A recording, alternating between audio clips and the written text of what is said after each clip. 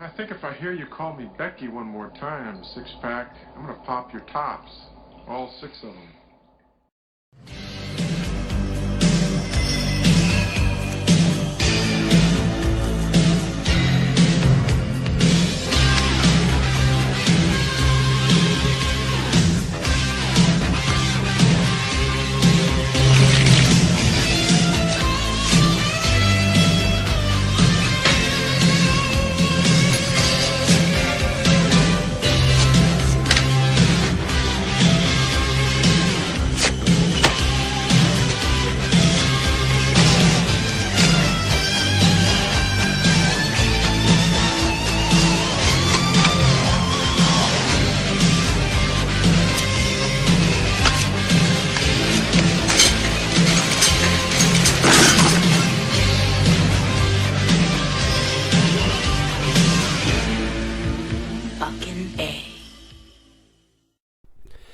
Hey, this is Matt once again. Welcome back to another review. This time of the 2020 film Fantasy Island. Now, I wasn't even sure if I was going to talk about this film because I saw it a few days ago. And then when it got done, I'm like, what am I even going to say about this? Because I didn't like the film. I wouldn't say it made me outright angry, mad, rage-filled. I've seen much worse films this year. I mean, Bulletproof 2, The Grudge, Doolittle, movies like that. I never grew up with the show, the Ricardo Montalban from the 70s, or even the little reboot in the 2000s of Malcolm McDowell. I remember the tattoo, the plane boss, the plane, yeah, that stuff. But I didn't grow up much with the show, so I couldn't even tell you how serious the older shows are. Maybe they're more serious, maybe they're, I don't remember them being horror. And that's the thing, like, okay, you're going to do a Fantasy Island horror movie, but first off, you make the big mistake of making it PG-13, so you make it lame, tame, and forgettable. I mean, PG-13 thrills, which there aren't much of any in this. I mean, a full-blown Fantasy Island that's R-rated and gory and crazy with the, like, imagine Nightmare on Elm Street type of fantasies of different variety of characters. It could be a new take on a Nightmare on Elm Street type of scenario. Or, what was that movie? My friend Mike OCP reviewed it long ago. Like, Bloody New Year or something? It was like on an island. A group of people went there, and then all this crazy stuff happened out of the blue. And it seemed like the sky was the limit. And you do that. You could do that where the sky's the limit. With what you could do with fantasies. Okay, you get like 5 people. They're living a fantasy. It turns wrong. How crazy you can go, and since there's like 4 or 5 people, it could be like in a weird type of horror anthology, but yet it's all one hopefully cohesive unit of a story. So what I'm saying is that you could have the potential, and this film just fails on a lot of fronts. I wouldn't say the acting for the most part is bad, meaning Maggie Q does fine. Michael Rooker has a small supporting role. I kind of wish Michael Rooker was the star. Like, if Michael Rooker was the star of the movie, and his character, which you find out was like a PI who is investigating some stuff and something about his daughter. That would have been a really cool lead character. And yeah, Michael Rooker, and he's wasted in a very nothing part. You have these 2 comedic characters that are not that funny. One's played by an actor named Jimmy O. Yang. The other guy, I forget. They're brothers, but one's a white, one's Asian, because they're brothers based on marriage. And pretty much they like, high five, high five. My friend Michael T makes a joke, high five. They do something stupid, high five. How about you high five your balls to each other? Get jiggy with it. Or some shit. Do that. And of course, it's Jason Blum. Blumhouse. Blum sounds like a sexual position. Like a dirty sexual position. I don't know. You don't have a Blum? Put it in the Blumhouse. What's the Blumhouse? Up your ass. Between the cheeks. And apparently it's from a director of a film called Truth or Dare that everybody and their mama said suck dick. So, for some reason, that guy gets another job. And the plot of the film, a group of characters are brought to this island. Mr. Rourke talks to them. Mr. Rourke, horribly miscast and played by Michael Peña. I said most of the acting wasn't bad, but Michael Peña was horrible in this movie as Mr. Rourke. Because even the vague memories I have of the other fantasy islands, the Ricardo Montalban, Malcolm McDowell, they had at least a bit of charm or personality or presence to their characters. Michael Peña is bored out of his mind. That's what the thing with Michael Peña. He is just bored. He just might as well be reading off cue cards. It's like, hello, welcome to our island. And what is your fantasy? Remember, when you have a fantasy, it has to go to the very end. And it will not stop until you are dead. No. Well, there is one time he does say that later on, because this Mr. Rourke is an asshole. Is a jerk-off, dickwad, dickweed. Fuckface, dipshit, Mr. Rourke. But then at the end of the film, they make us think as if, oh, he's not too bad. I'm like, yes, he is. We want this character to die, and he doesn't die, and that sucks, so fuck your ending. It's not a downbeat ending, but it's just like, no, don't insult me, and this guy, it's his fault some of these people are dead too. It's as much his fault too. But he gets no punishment. Fuck it. Stop treating me like an idiot, movie, by making me go think, oh, well, he's not that bad of a guy. Yes, he is. Don't give me the sob story, but he wants to keep his wife alive. It's not really his wife. Because he's doing what the island wants him to do. Because the island is pretty much the island from Lost.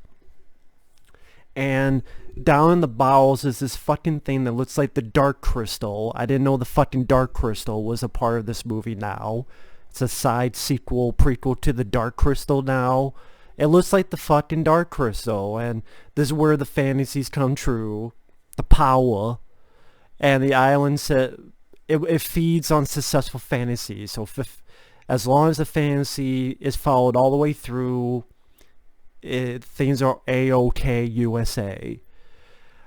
And Mr. Rourke will follow what the island says because the island gives him a fake an image of his wife. His wife died long ago.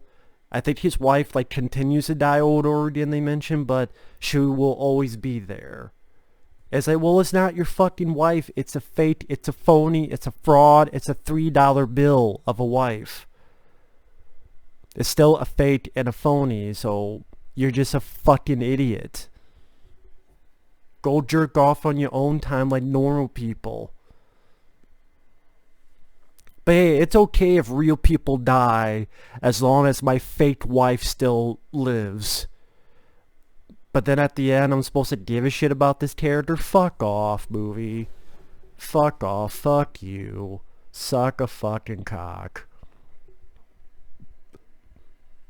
And this movie's way too goddamn long. It's almost 2 fucking hours long, which is too fucking much.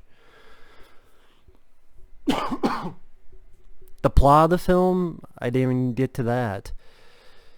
A group of people, yeah, Maggie Q, you have this one guy who wants to be a soldier, you have the 2 comic relief characters, and then you have this other girl.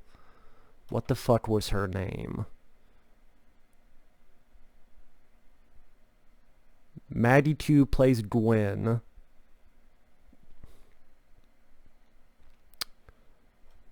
Former policeman Patrick, he wants to be the soldier. The 2 stepbrothers are the comic relief, and this girl called Melanie. So I'm just going to say her name Melanie, just for the sake of it. played by Lucy Hale, which her acting was a little bit suspect. There's a little bit pronunciation of certain words.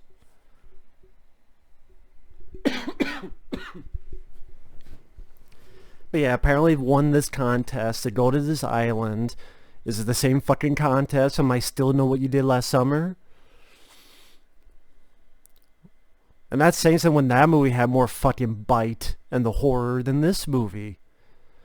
And you know what? As bad as that sequel is, I would rather watch that movie because it's more funny in a bad way than this movie. This movie's just very forgettable, so mediocre that you don't know, not even think about it in a few days after watching it. So their fantasies. Maggie Q's fantasy is she wished she didn't say no to this guy when he proposed. So they give the fantasy, she says yes, and then boom, has a daughter. That's the whole fantasy. And by the way, not usually, but the movie, these fantasies are supposed to go wrong, horror-wise. Maggie Q's fantasy never does. She just quits and goes, I want a different fantasy. So this whole thing with her and the kid and that goes absolutely nowhere. So it was a waste of fucking time. It's like, I want another fantasy. And then just pops in her head, well, actually, my fantasy is to try to save this guy from burning to death who is in my apartment building because I accidentally set my place on fire, and then the building was on fire and the guy died from it. And that leads to our second half of the film, which is when the movie really drops the ball. Because the first half, I'm like, okay, these guys are getting to their fantasies. The two comic relief, they're rich and they have this mansion and parties. The Asian guy happens to be gay as well, just because.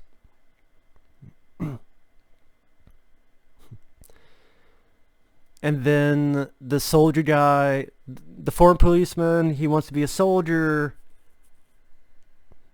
During that fantasy, he meets up with these other mercenaries, and one of them happens to be his dad, who died decades ago.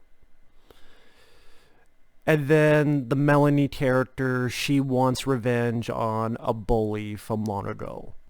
And then you did like a little bit of Saw shit, and then she's like pushing buttons, and then there's this Dr. Satan fucking surgeon guy, almost like a wannabe slasher film. So it's okay, it's trying to be like different, almost like different subgenres. You have the comedy where people are having fun with the two stepbrothers. You have the drama, oh, what if I didn't say no and I had a kid? You had the possible action with the soldier, and then horror. I'm like, okay, this could maybe work, where if you want to watch a film where you want to see a bunch of subgenres at the same time, but then everything goes wrong, at least for most of these people. Like the two stepbrothers, their mansion starts getting attacked by these bad guys, which remind me of that fucking movie Bedazzled with Brendan Fraser. I remember one of his wishes, he wanted to be rich, and he was speaking Spanish, but then he found out he was like a Mexican drug cartel or something. So I'm like, are they stealing from fucking Bedazzled with Brendan Fraser? The soldier guy, pretty much he's telling the father who he really is, and says, well, you're going to die because you don't jump on a grenade to save your buddies. And then the guy's like, well, fuck that, we're going to leave. And then the son goes, no, you got to stay. I'm like, dude, it's like this movie forgets that instead of fantasy, it thinks it's time travel. This is Fantasy Island, not Time Travel Island. This is not a sequel to Time Cop. This is not time travel. That's not your father. So why not have your father live and spend some time with... I mean, it's a fantasy. It's a fake father. That guy doesn't need to save his buddies because they're not fucking real either. But then you start having a fight with your fake father saying, no, you will go on this mission, Dad, that you died 20 or so years ago. You will do. I'm like, why are you having this fight? What is the point of this fight? If this is like your real dad and there's actual stakes, there are none. So it just comes off as fucking stupid. You're trying to fist fight your fake father in the water, saying, well, and then later go, well, I'm here now, so no one's gonna die. It doesn't matter if you die because they're not fucking real. It's a fantasy island. You could go walk to the fucking Rainbow Bridge for all you know. Or your father, you could walk to fucking Disneyland or Red Brown Land, where everyone's and staff and crew are screaming like Red Brown. Or you could go to Nom Land and meet Chop Top. You could do any fucking thing. It's Fantasy Island. But you're fighting your fake dad because your fake dad goes, oh, I'm not going to die. You just told me I was going to die. What is the point of this scene? What's the point? This is all coming off stupid bullshit. And a waste of fucking time on a too long running time.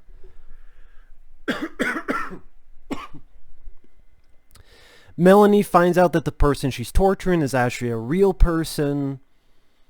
So she saves the girl, and then the two of them meet up with Michael Rooker, who you find out is a PI, who then Michael Rooker fights and dies by throwing himself upon this Dr. Satan wannabe surgeon. They both fall off a cliff.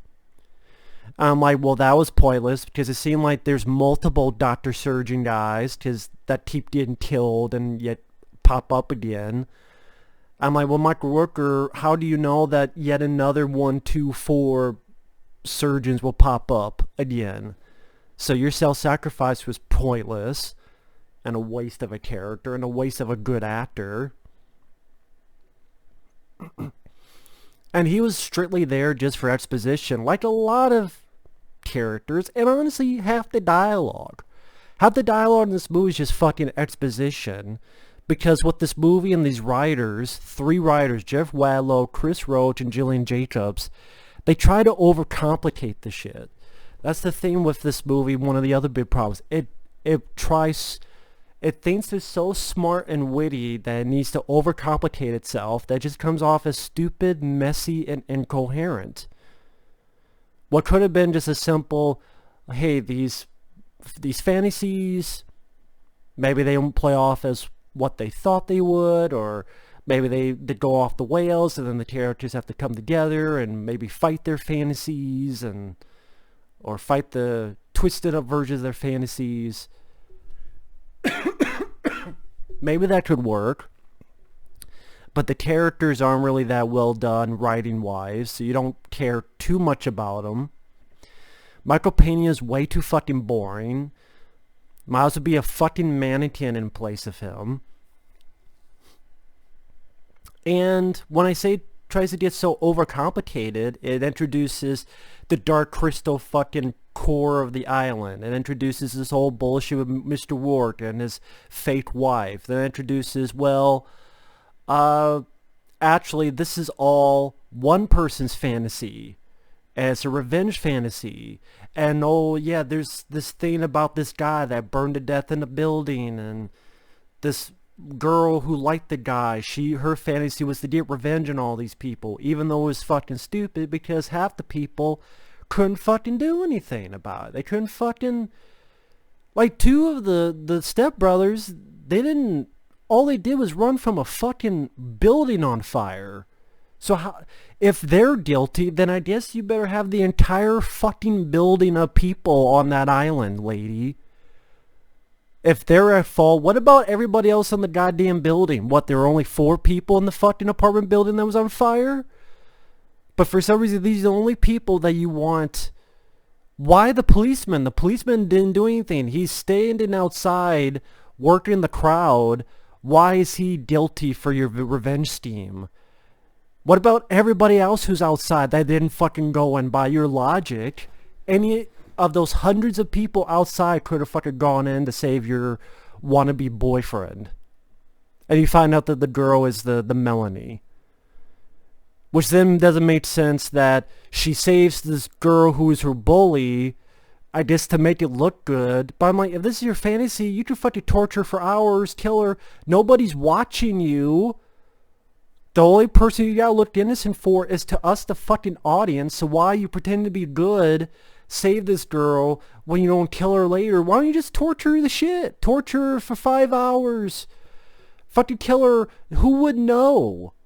Who would fucking know? That doesn't make sense. Like this Melanie character, when you think about the film, she could have just been torturing her bully from school for 10 hours. Kill her. She's behind a fucking glass thing. No one sees her. No one knows about her. She's not making an act for anybody. Who she's making an act for, other than we're only doing this because we have to fool the audience into thinking this is a good person. But really, she's the one who created this death wish fantasy. Yeah, that maybe that's what the fucking movie should have been called, Death Wish Fantasy Island. And see what I mean? That doesn't make sense. Oh well, these people, the two people, and then her bully from school, and the soldier guy, because he was a policeman outside, looking at the fire. It'd be like, ooh, I don't know if I should go in there. So like any normal fucking person who would think that? Any normal fucking person? Like something that every fucking cop would fucking do? Because they're not Spider fucking Man? And what about everybody else in the goddamn building? What, only 4 people lived in that fucking building? I guess apparently only Maggie Q, the 2 guys, community guys. Policeman didn't live in that building. He was outside. So, what, only 3 people lived in that fucking building? Huh?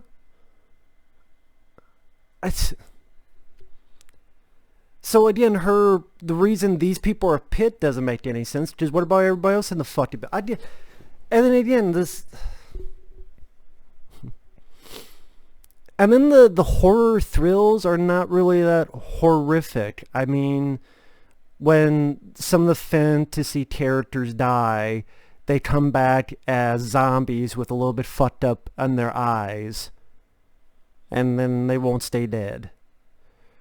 And for some reason, in the third act, it's just a bunch of shit in caves.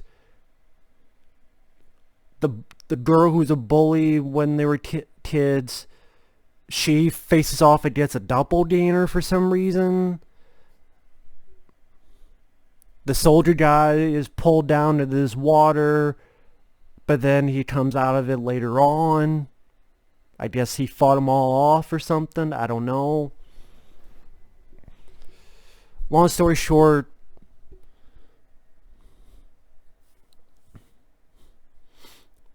Michael Peña, the wife character, says, hey, you know what, this is the wrong thing to do.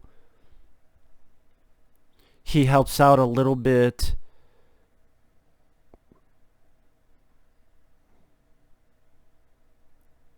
Someone didn't have a fantasy. I think the bullet girl was like, well, wait a minute, you're here, you didn't have a fantasy. I think it was her. It's like, well, here's my fantasy, and pretty much gets the Melanie girl killed, which I guess stops everything. By this point, a grenade's let go, and the soldier guy dives on, and he dies. By this point, Jimmy O'Yane, his stepbrother, has died. And then, so all that's left is Jimmy O'Yane, Maggie Q, and the girl that was bullied. I mean, the girl who was the bully. And then they're going down on a plane, and the worst they say is, like, well, what if I told someone? Well, you know, when people leave, they tend to forget, meaning it's the fucking amnesia thing. You leave, you're not going to remember anything. And Jimmy O'Yane's like, oh, but my brother's dead. Please make him alive. Okay, that's your fantasy, but you have to stay on this island. So you're going to stay on this island for the rest of your life, and your fake brother, that's not your real brother, it's your fake brother. It's a hallucination, a mirage of your fake brother is going to be living a life. So that's, the movie never says that's his real brother back to life. So your fake brother is going to be out there, you're going to live on this island with this fucking murderer, Michael Peña's character. He's just as much a murderer. He's just as much a murderer. With Michael Rooker dying, the soldier guy dying, and then technically your brother's still dead. So you don't be on an island and go, well, my fake brother's out there though, and my fake brother is out there happy. That's okay, I'll stay on this island and probably get other people fucking killed, because since Michael Peña got a bunch of other people killed, it's going to happen again. Oh, and Jimmy O Yang just happens to be Tattoo, because he had a nickname in school and he had like a tattoo that says Tattoo, so that's Tattoo. So if there was a sequel, he'd be one go, "They plane, boss, they plane." Well, you know what? Get into fucking nosedive. Hulk Hogan. Take the controls. Hulk Hogan. Put it in a nosedive. I feel like the ultimate fucking warrior thinking about this fucking film. Take this movie 2 parts.